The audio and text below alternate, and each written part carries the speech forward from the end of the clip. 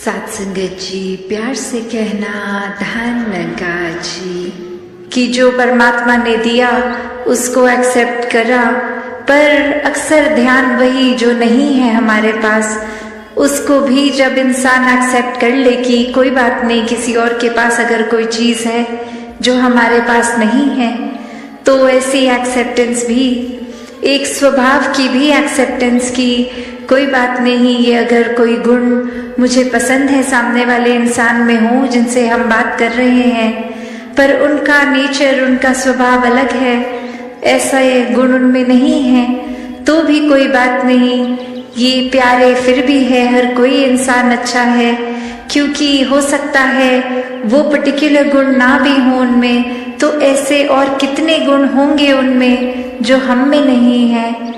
तो हर कोई जहाँ एक उस तरह देखा जाए कि अपने अंदर झांके तो हमारे स्वभाव में भी कितनी कमियां हैं, कितने गुण अभी तक जीवन में आए ही नहीं, तो वो पैरामीटर दूसरों को जज करने का कैसे बना लेते हैं। और अक्सर हम फिर बहुत जजमेंटल भी हो जाते हैं एक किसी गुण को लेके कि ये गुण एक समय में अगर बात कर रहे हैं उस गुण का तो उसको पॉजिटिव गिना देते हैं, और दूसरी सिचुएशन में वही चीज को लेके एक उसको नेगेटिव लाइट में एक गलत की तरह दिखा देते हैं। तो ऐसी ही एक कहानी कि एक इंसान किसी के घर जाता है और बोलता है कि हम ट्रैवल कर रहे थे, आपके घर में आपकी बेटी की भी शादी थी और आपके बेटे की भी शादी थी, तो घर में दो शादियां हम अटेंड नहीं कर पाए, हम ट्रैवल कर रहे थे, तो अब ये कंग्रेचुलेशंस हमारी एक्सेप्ट करें और हमको बताइए कि आपकी बेटी एक अलग घर में गई तो वो एडजस्ट अच्छे से हो गया, वहाँ नया शहर था, और ये घर में भी जब बहू आई है तो घर में भी आपके इस रूप में एडजस्टमेंट हो गई, बच्चे खुश हैं। तो अब वो एक लेडी ऑफ द हाउस बोलने लग गई उनको, गेस्ट को समझाते कि मेरी बेटी तो बहुत ही खुश है, मेरी बेटी को कुछ वहाँ ससुराल में काम नहीं करना पड़ता, वो तो बस आराम ही करती है, जो एक उसके हस्बैंड हैं वो काम पे भी जाते हैं, काम से आके सब घर का खाना भी वो बना देते हैं, वो एक हाउस होल्ड पूरे में हेल्प भी बहुत अच्छी एक उस तरह है। तो मेरी बेटी बस आराम से है, कुछ है नहीं कि एक काम बहुत कुछ घर में करने के लिए, बहुत रिलैक्स मोड में है, बहुत खुश है। और अभी जब वो अपने बेटे के ऊपर बात लेके आ रहे हैं तो यही बात रखते हुए कह रहे हैं, पर मेरा बेटा जब से उसकी शादी हुई है पता नहीं उसको क्या हो गया है, ये मेरी बहू को तो रेस्ट करने को बोल देता है और खुद ही घर के काम सारे कर लेता है और सारा कुछ खुद ही करता है, उसको कुछ करने नहीं देता। तो अब ये सुनने वाला भी एकदम हैरान कि जब यही क्वालिटी एक हस्बैंड में अपनी बेटी के अंदर से आप गिनवा रहे थे तो वो एक बहुत अच्छी क्वालिटी की तरह बता रहे थे कि आपकी बेटी घर में रिलैक्स करती है, पर अब सेम बात आपकी बहू अगर कर रही है तो ये एक्सेप्टेंस कहाँ गई?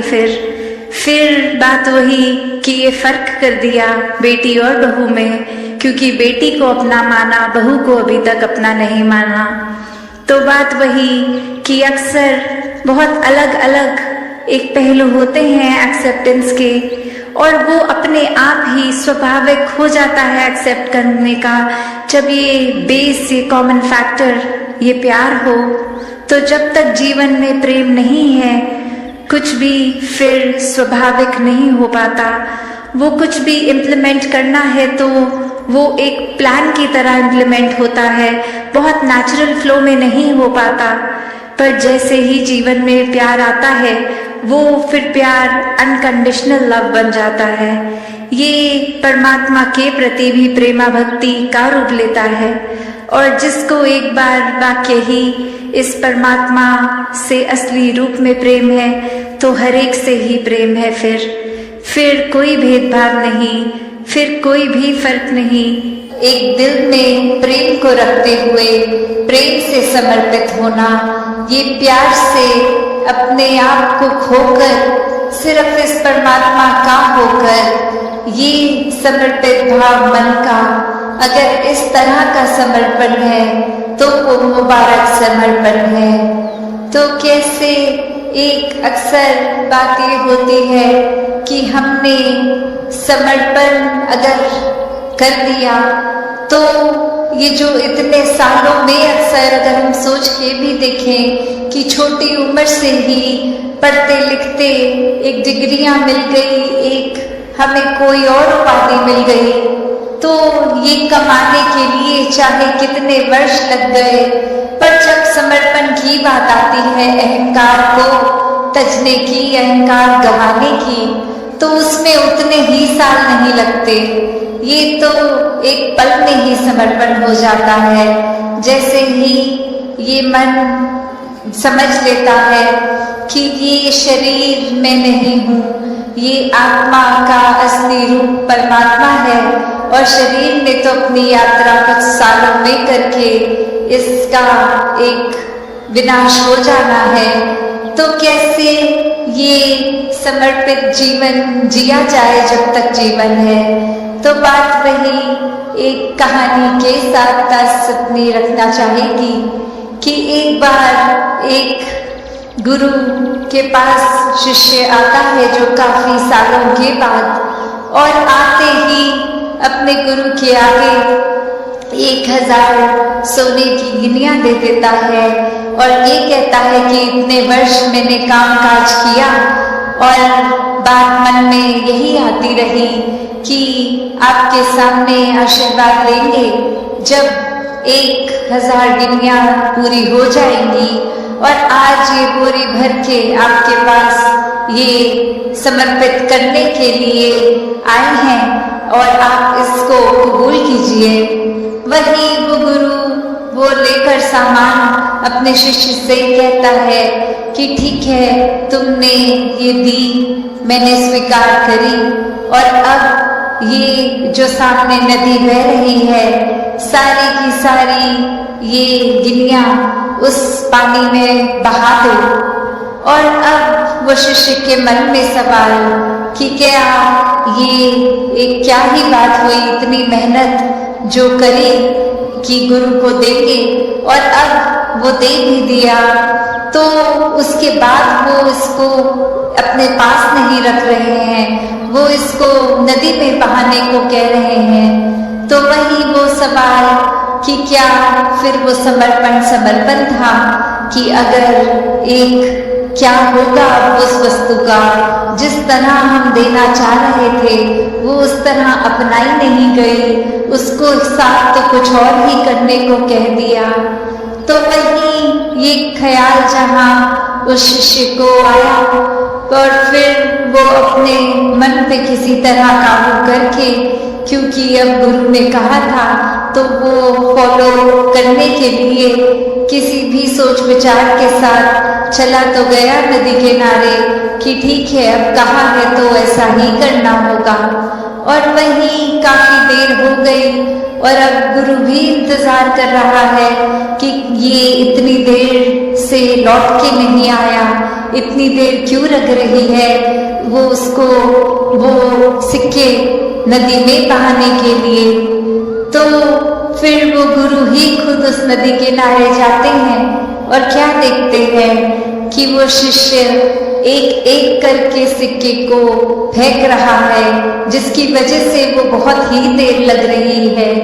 वो एक बात फिर गुरु समझाते हैं कि ये समर्पण करना है तो इतनी देर क्यों लग रही है, समर्पण तो एक साथ ही किया जा सकता है, पूरी की बोरी को एक साथ ही नदी में बहाया जा सकता था, तो एक एक करके क्यों, इतनी देर लगा कि क्यों।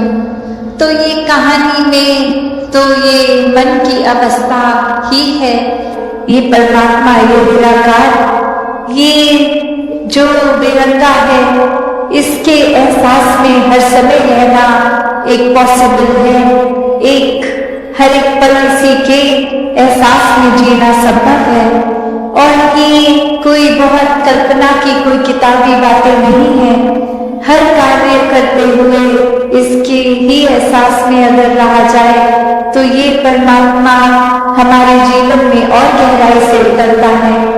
कैसे फिर जहां बात अभी जिक्र भी अहंकार का हुआ कि कैसे फिर मन हमारा अक्सर इतना ज्यादा किसी ने थोड़ी तारीफ क्या कर दी, वो ही बात में इतना अपने आप को श्रेष्ठ मानते हुए एक ऐसी विचारधारा के अंतर्गत रोज जीना उठना खाना बैठना शुरू कि अब हमसे श्रेष्ठ तो कोई नहीं। हर एक जीवन में हमने सोसाइटी में कुछ मान सम्मान पा भी लिया तो वो मान सम्मान एक किसी तरह की अपनी ही अहंकार का कारण बने नहीं। जहाँ जिस रूप में भी हम जीवन में प्लेस्ड हैं वो हमारे लिए अहंकार का कारण नहीं, विनम्रता का कारण होना चाहिए कि अगर कोई जिम्मेवारी किसी रूप में है, चाहे वो घर के ही छोटे यूनिट में जिस तरह का भी या समाज में या कोई भी, तो वो एक हमें अपॉर्चुनिटी मिल रही है, मौका मिल रहा है और सेवा करने का, अंदर से अपने पात्र को और खाली करने का।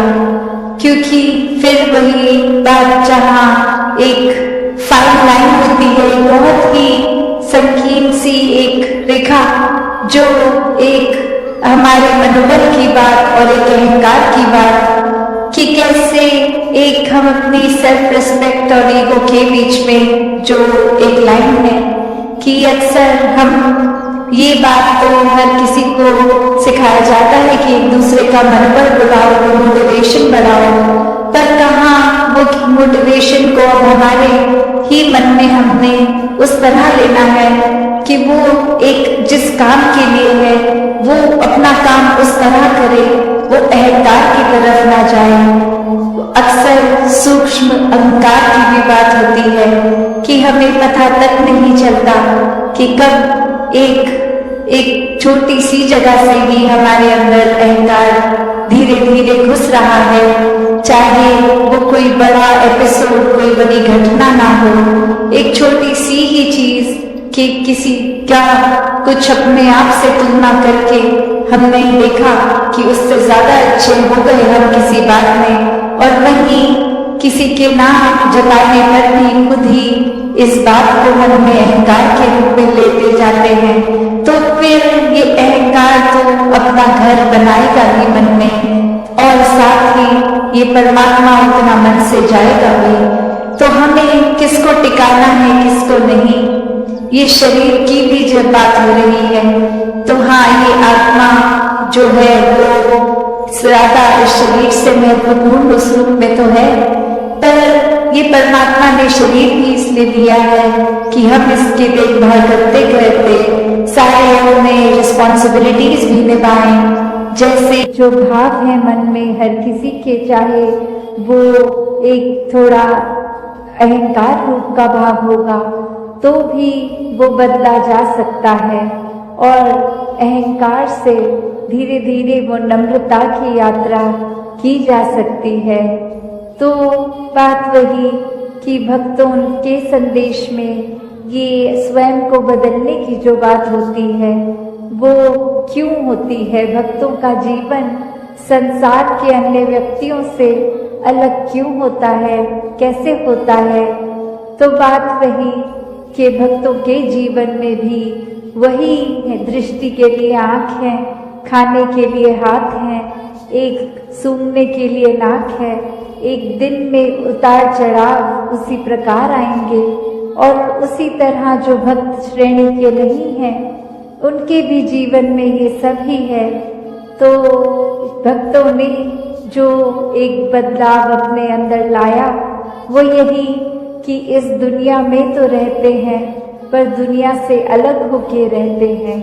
तो ये अलग अब कैसे रहना हुआ, ये ब्रह्म ज्ञान द्वारा जब इस परमात्मा को पा लिया, देख लिया, इसके प्यार में एक पूर्णता से खचित हो गए, तो कैसे एक अपने आप को हर पल इस परमात्मा के एहसास में रहने वाला वो भाव भक्तों के जीवन में आ गया।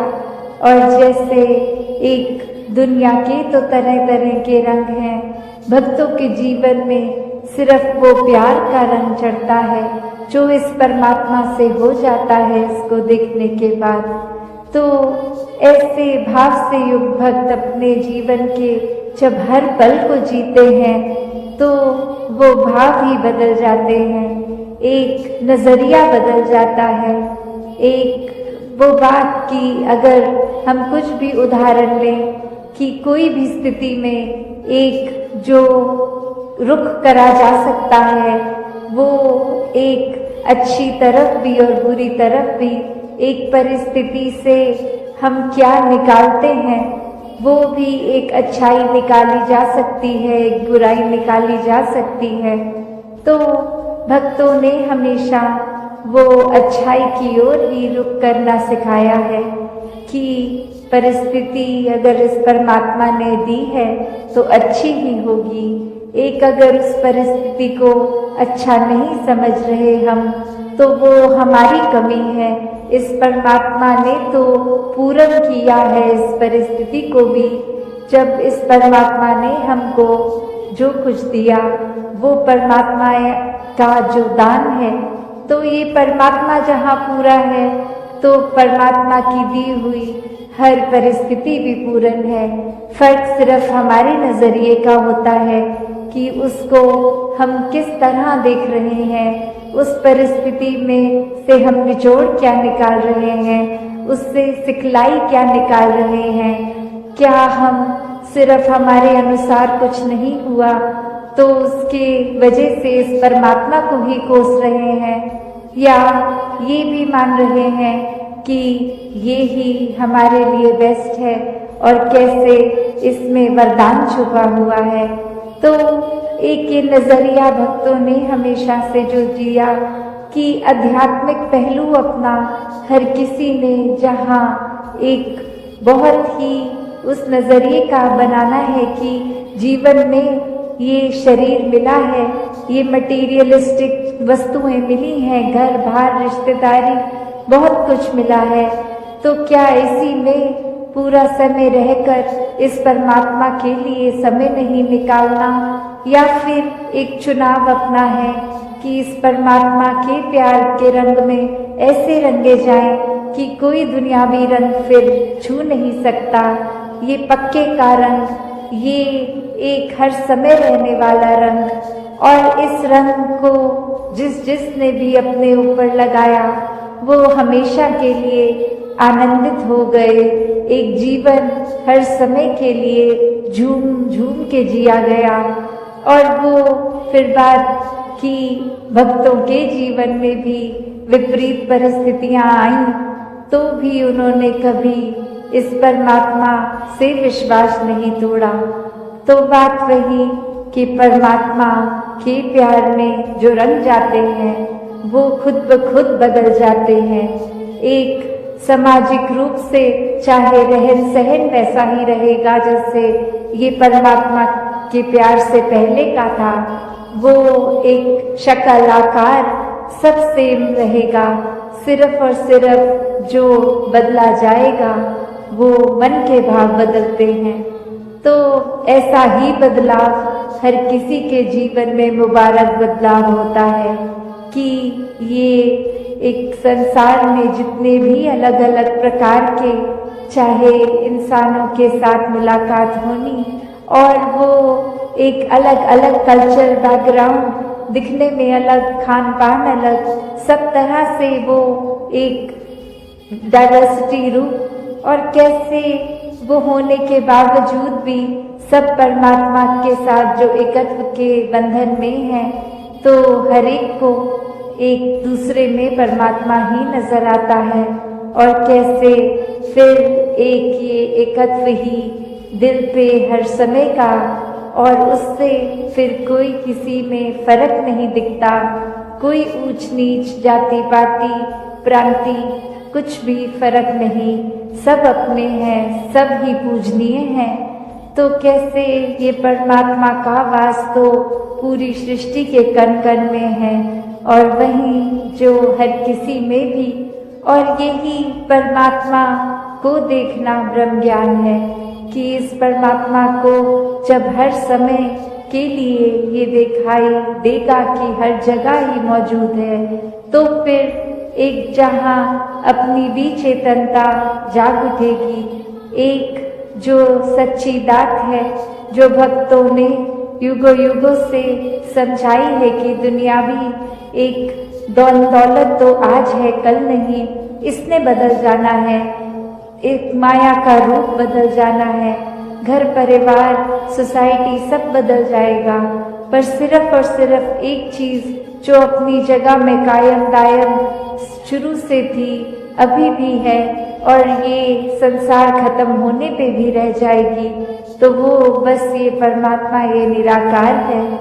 तो इस निराकार को पहचान के जीवन में जहाँ फिर वो समझ भी आ जाती है कि जो कुछ इस निराकार ने दिया है उसका सदुपयोग ही करना है, किसी के नुकसान का कारण अपने आप को या किसी वस्तु को नहीं बनाना, मन में भाव हर किसी के लिए एक शुद्ध विचार रखते हुए हर किसी के लिए फिर वो मन से एक दुआ अरदास कि ये जहाँ किसी के घर में जीवन में एक स्वास्थ्य रूप किसी भी तरह का एक नुकसान हो रहा है, तो वो भी एक भक्तों का दिल तो इस तरह पिघलता है, किसी को देखकर ठीक नहीं है तो उनसे ज़्यादा उनका दर्द भक्त समझते हैं।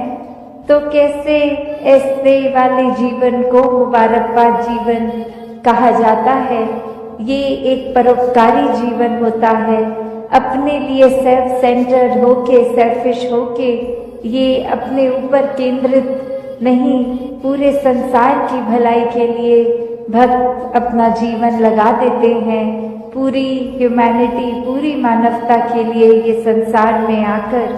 तो कैसे जहाँ एक मन में भी भाव होते हैं कि ये एक समान अगर नहीं भी कोई दिख रहा पर सब ही एक है, तो भाव वही कि भक्तों ने युगों से ये जो संदेश दिया है कि कैसे इस परमात्मा को जानकर फिर अपने जीवन में बदलाव आ सकता है कि इंसान बनो।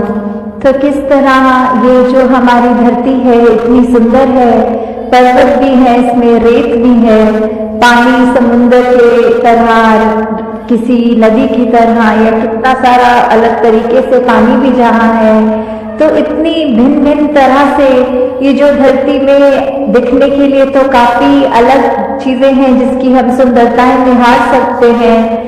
तो इसको खूबसूरत ये जो बना रहा है, अगर हम हर एक के गुण भी देखें कि ये जो कुदरत है उसमें अगर जहाँ पहाड़ की जिक्र आ रहा है तो पहाड़ में कितना ऊंचा, कितना मजबूत, कितना उसमें एक हाइट भी होती है। तो कैसे अगर पानी की ओर देखें तो कैसे नदी नीचे की तरफ आती है और अपने इस सागर रूप में मिलती है, कैसे जो रेत होते हैं ये हवा के साथ मिट्टी की जब वाट आती है, तो धरती में कितनी खूबसूरती है, हर एक चीज की अपने आप में कितने सारे गुण हैं, फिर भी ये आपस में जब रहते हैं आपस में टकरार नहीं करते। और कैसे हम इंसान इसी धरती पे जब आकर रह रहे हैं तो ये सब चीजें हमें दिख रही हैं पर हम इसको खराब करने की ओर लगे हुए हैं। ऐसे ही अगर हम अपने मन की तरफ भी झांकें कि कैसे हम एक इसमें संसार में आए तो हैं, चाहे कोई कैसा है, किसी का हमसे फर्क है, चाहे कोई दिखने में हमसे अलग है, चाहे वो भोजन अलग तरह का खाते हैं, हम अलग तरह का खाते हैं, या कोई भी ऐसी बात जो हमको एक दूसरे से वो फर्क दिखाती है, तो हम अगर उस फर्क को फर्क की तरह ना देखें, हम उसको ये माने कि जैसे ये संसार में यूनिटी इन डाइवर्सिटी की बात है, ये जो भिन्न भिन्न प्रकार के जो फूल हैं उनकी अपनी अलग महक है, तो कैसे हर एक चीज जो दूसरे से चाहे कितनी भी अलग दिखती है उसकी रिस्पेक्ट इस तरह करनी, उसका सम्मान इस तरह करना कि ये बिल्कुल हम जैसा है, हमें तुच्छ भाव से नीचे दृष्टि से नहीं देखना, हमको उसकी जो भी खूबसूरती है, जो भी गुण है उस व्यक्ति में भी, वो गुण सिर्फ ग्रहण करने हैं। तो कैसे ये वही उदाहरण कि चाहे पहाड़ है, चाहे नदी है, चाहे रेत है, तो ये सब चीजें जब आपस में एक दूसरे से अपनी तुलना नहीं करती या दूसरे को ये नहीं दिखाती कि हमारा काम तुमसे ज्यादा इम्पोर्टेंट है या हमारे अंदर ज्यादा महत्वता है तुमसे, तो हम इंसान क्यों ये गलती कर जाते हैं जहाँ स्वयं को श्रेष्ठ मान लेते हैं। अगर उदाहरण के तौर पे हम अपने हाथ की ओर भी देखें तो हर उंगली दूसरी उंगली से अलग हाइट की है। अगर हम कोई कार्य कर रहे हैं तो जैसे अगर हमें कोई कुल्हाड़ी या कुछ पकड़ना है तो पूरी मुट्ठी का काम उससे आता है। अगर हमें भोजन करना है तो हमारी 3 उंगलियों का ही काम आता है। अगर हमें फोन पे टच स्क्रीन पे मैसेज करना है तो वो सिर्फ अंगूठे से ही काम हो जाता है। तो हर चीज, हर उंगली, हर कार्य एक अलग महत्वता है हर उंगली की। तो किसी ने अपने हाथ में ये हमें कहा नहीं कि देखो हमारा काम तुमसे ज्यादा इम्पोर्टेंट है। तो कैसे हम फिर भी एक कलाई से निकलते हुए ये जो भिन्न भिन्न दिखने वाली उंगलियां हैं हमारे हाथ में, ये जब एकत्र की तरह इकट्ठे एक हाथ में रह सकती हैं, दूसरे को कोई नीचा नहीं दिखाती, फिर भी जो अपना काम है वो पूरी ईमानदारी से करते हैं। तो ऐसे हम ये मनुष्य का शरीर जो हमारा है, तो फिर भी हमारे अंदर वो मनुष्य वाले, मानव वाले गुण क्यों नहीं बस पाते? क्यों हम फिर भी, क्योंकि दूसरा हमसे एक हमारे जैसा नहीं, उससे भेदभाव मन में नफरतें ला जाते हैं? क्यों हम एक सामने वाले व्यक्ति को ऐसे पूजनीय तरीके से नहीं देख पाते? उसकी मिनट मिनट में कोशिश करते हैं कि किसी तरह हम दुनिया के आगे उसकी बेइज्जती कर दें, किस तरह हम उसका इस तरह मजाक उड़ाएं कि अगला रोने को मजबूर हो जाए। तो ऐसे भाव हमारे मन में क्यों है? हम इस तरह उस व्यक्ति के अंदर, उसके दिल में ये परमात्मा जो बसा है उसमें हम चोट क्यों पहुंचाते हैं? तो हम अगर यही बात रखें कि किसी ने अपनी, सबकी जो भी इम्पोर्टेंस है वो तो हर एक का कार्य, हर एक को यूनिक है, ये परमात्मा ने हर एक को बनाया है, हर एक की शक्ल अलग दूसरे से है। हालांकि ये जो फिंगरप्रिंट्स की भी बात आती है कि किसी का एक अंगूठे का निशान दूसरे से नहीं मिलता, परमात्मा ने तो हमें इतना खूबसूरत, इतना हमारे अंदर अलग अलग गुण बसाए हैं, तो फिर हम हर एक के उन गुणों को गुणों की तरह ही देखें। उससे नफरत करने के लिए, उससे कोई वैर विरोध की मन में भावना रखने के लिए उसको उस तरह देख के या नीचा नहीं देखें। कि कैसे धरती तो परमात्मा ने इतनी सुंदर बनाई है, इतना कुछ है जो हमको कार्य में उपयोग की तरह आता है, इस धरती से ही निकला हुआ, और फिर भी हम इंसान ये धरती को उजाड़ने चले हैं। और उजाड़ा भी हमने कैसे है कि हमारे ये मन से ही ये नफरत की बात जब आई, हमारे मन में अच्छे गुणों की बजाय जब हमने ये बुरी बातों पे ध्यान ज्यादा डालना शुरू किया, तो ये बुरी चीजें हमारे मन में, दिमाग में, व्यवहार में इस तरह हावी हो गई कि वो चीजें हमारे कर्मों के अंदर अब इस तरह निकलने लगी कि आपस में हमने सिर्फ जहां मन में नफरत थी तो अब वो कर्म से, अपने हाथों से लड़ाई झगड़ा भी करना शुरू कर दिया। और कैसे ये, चाहे परमात्मा ने धरती तो इतनी सुंदर बनाई, हमने कैसे इसका दुरुपयोग कर दिया, जहां हमारे को पेड़ देखे, कुछ भी देखे जो इतने फलदायी हैं, या कैसा पानी नदियों का साफ अच्छा पीने के लिए इंसान का है, तो हमने जहां वो पेड़ भी काटने शुरू कर दिए, वो नदी में कचरा डाल के वो पानी पीने लायक भी नहीं छोड़ा। ऐसा कुछ भी अगर इस धरती का हम ये जो नेचर की तरफ से एक सौगात की तरह, एक गिफ्ट की तरह चीज मिली, तो कैसे हमने उसी को एक गलत रास्ते पे ले गए और हम कैसे उसको अपने सिर्फ हित देखकर और दूसरे की भलाई ना देख के सब उसमें उजाड़ने लग गए। और जो ये मानवीय गुण हमारे अंदर हैं, हमने तो वो भी नहीं देखा कि हम किस तरह किसी से व्यवहार कर रहे हैं, हम अब उसको अगर अच्छी तरह नहीं एक कंसिडर कर पा रहे दूसरे को, तो हमारा कोई ये भी हक नहीं कि उसको चोट पहुंचाए। तो यही बात आ रही है कि सिर्फ ये परमात्मा ने तो अपनी तरफ से हमको इतनी अच्छी से अच्छी चीज, हर कोई चीज अगर हम अपनी निजी जिंदगी में भी देखें कि चाहे हमारी आर्थिक स्थिति जो भी है, हमें घर मिला है, परिवार का प्यार मिला है, इतना सुंदर संसार हमारा उस घर के अंदर है, फिर भी हम आपस के मन मुटाव की बात करें, आपस में परिवार के कुछ हम 3-4 मेंबर्स ही अगर आपस में लड़ने लग गए, आपस में ही हम परिवार होने के बावजूद मन में नफरत रख पड़े, तो फिर ये इतनी सुंदर संसार जो हमें मिला है, या यही बात समाज पे वैलिड है, या जहाँ पे भी हम उठते बैठते हैं काम पे, तो वही चीज कि हम अगर अपने मन में दूसरे के लिए दया नहीं रखेंगे, करुणा नहीं रखेंगे, किसी ने कुछ ऊंच नीच हमसे बोल दी तो आगे से लड़ झगड़ लेंगे, और ना कि अपने मन को विशाल हमें जो बनाना चाहिए उसको हम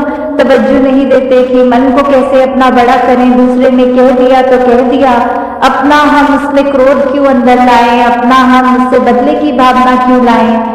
तो हमने जहाँ ये संसार इतना खूबसूरत है, वहाँ हमारी वजह से इस संसार में कोई बदसूरती ना आ जाए, हमारे कर्मों से हमारी जिंदगी खुश भी हो सकती है, और हमने अगर ऐसा कोई कार्य कर दिया जो हम अपना भी नुकसान करें, औरों का भी और इस प्रकृति का भी, तो हमें बहुत ही ये चेतनता हम सबके अंदर है, उस चेतनता का प्रयोग करना है।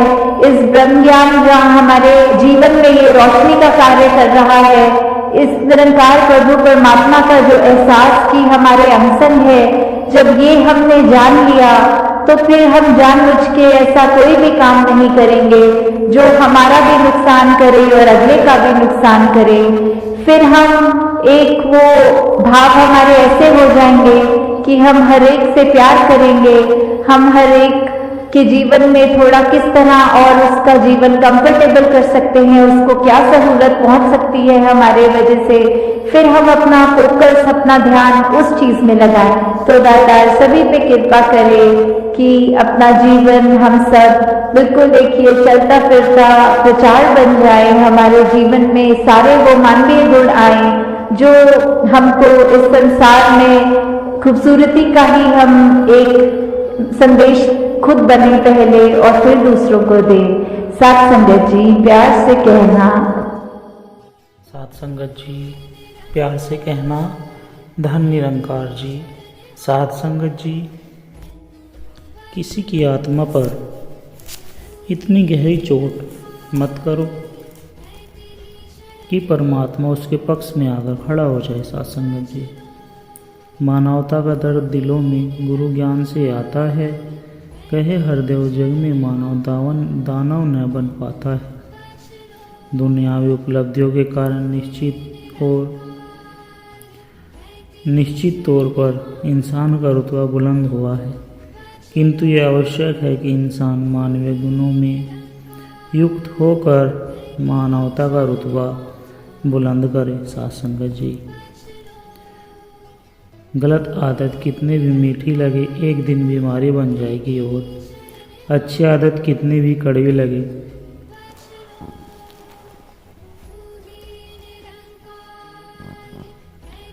यही एक दिन औषधि बनकर काम आएगी। जिन्हें आसरा तेरा उन्हें कोई गम नहीं होता, खजाना मुस्कुराहट का कभी कम नहीं होता, बहारे कुल जमाने की सदा रहती है पास में, रुकावटें रास्ता रोके मगर उनमें दम नहीं होता। संगत जी, जब तक जीवन है समस्या आती जाती रहेगी, लेकिन जो गुरु निरंकार का आसरा लिए रहते हैं तो सारी समस्याएं अपने आप सॉल्व हो जाती है। गुरु सिख के चरण छूकर प्रॉब्लम भी निकल जाती है। निरंकार गुरु बहुत बड़ा है, सबसे बड़ा है। निरंकार के भरोसे रहने वाले जीवन में कभी निराश हताश नहीं होते हैं। साथ संगत जी, प्रीत पुरानी न होत है, जो जन्म से उत्तम लगा। 100 बरस जल में रहे पत्थर न छोड़े आग। प्रेम कहानी। प्रेम कभी भी पुरानी नहीं होती यदि अच्छी तरह प्रेम की गई हो। जैसे 100 वर्षों तक भी वर्षा में रहने पर भी पत्थर से आग नहीं निकलती। प्रेम पथ में पग धरे ते न शीश डराए। सपने मोह व्यापे नाही ताको जन्म न साए। सासंगत जी। प्रेम की राह में पैर रखने वालों को अपने सिर कटवाने का डर नहीं होता। उनके पूर्ण जन्म का अंत हो जाता है। प्रेम पियाला सो पिए शीश तनिक सा दे। लोभी शीशा न देख सके न प्रेम कर ले। अर्थात सासंगत जी, प्रेम का प्याला केवल वही पी सकता है जो अपने सिर का बलिदान करने को तत्पर हो। एक लोभी लालची अपने सिर का बलिदान कभी नहीं दे सकता, भले वह कितना भी प्रेम चिल्लाता। सासंगत जी। श्री अष्टवक्र गीता श्लोक 17-6।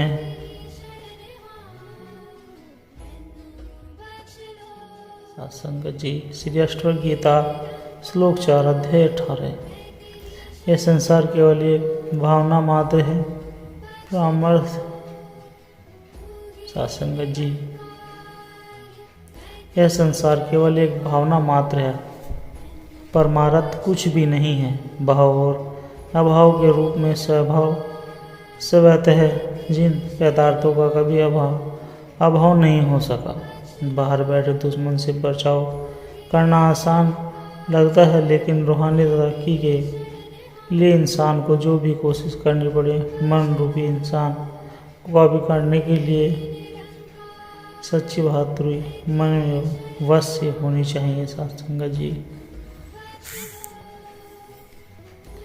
आम चाहे कितने भी पवित्र 2 शब्द हो पढ़ या बोल ले, लेकिन जब तक उन पर अमल नहीं करते उनका कोई फायदा नहीं। सत्संगत जी। गुरु का सेवक दम दम पल पल छिन्न गुरु मचाता है। आस पराई वो न रखता है, गुरु की आस करे बारिश के पानी में ताराक।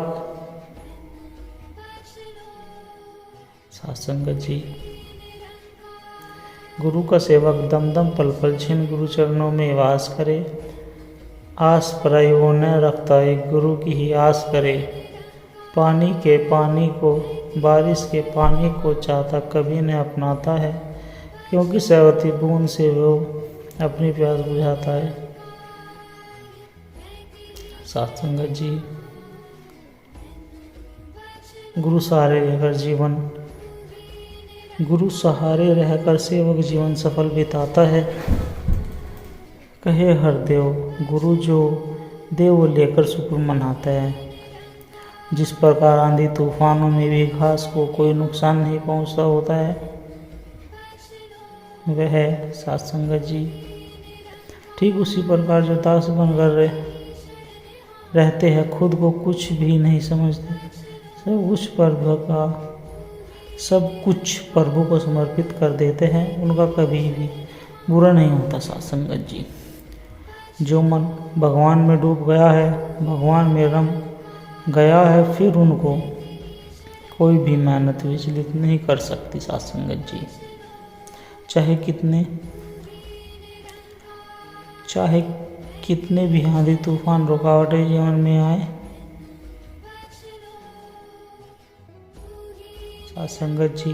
जीवन में करना है बड़ा विस्तार, सतगुरु से जोड़ना दिल की तार, यही कराएगा भवसागर को पार। जिंदगी का समझाया है तूने सार, नहीं होने देगी यह कभी भी हार जीवन में।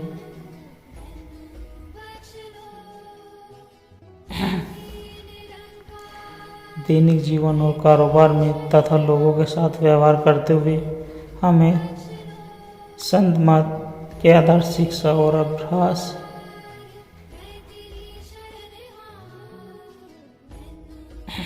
सत्संगत जी,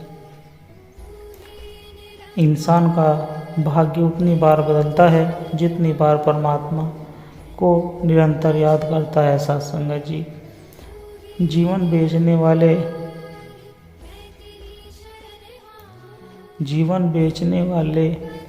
बेचने निकल जाए तो कौड़ियों का भी न मिले। और सत्संगत जी, श्री अष्टवक्र गीता श्लोक 3 अध्याय 18, जिनका मन यह कर्तव्य है और यह अकर्तव्य आदि दुखों की तीव्र ज्वाला में झुलस रहा है,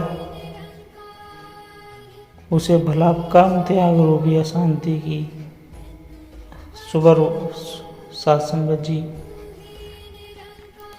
मेरे संग संग रहता है, मैं जहाँ भी जाता हूँ, मेले में अकेले में सब रब अपने साथ पाता है। नज़र में लिया जब से हो ये कृपा, तभी से सोते जागते दीदार इस प्रभु का पाता है। खुली हो चाहे बंद हो, हरि दिखाई देता है। देखो बिन अब प्रभु एक पल नहीं बिताता है। चाहे गीत कोई भी हो, रब से ही मुख्यातिब है। हर से हर एक भाव में छवि प्रभु की पाता है। सत्संग जब सब में रब ही है, रब है तो बुराई किसकी देखो। पूरे का किया पूरा ये सब मैं देख पा रहा हूँ।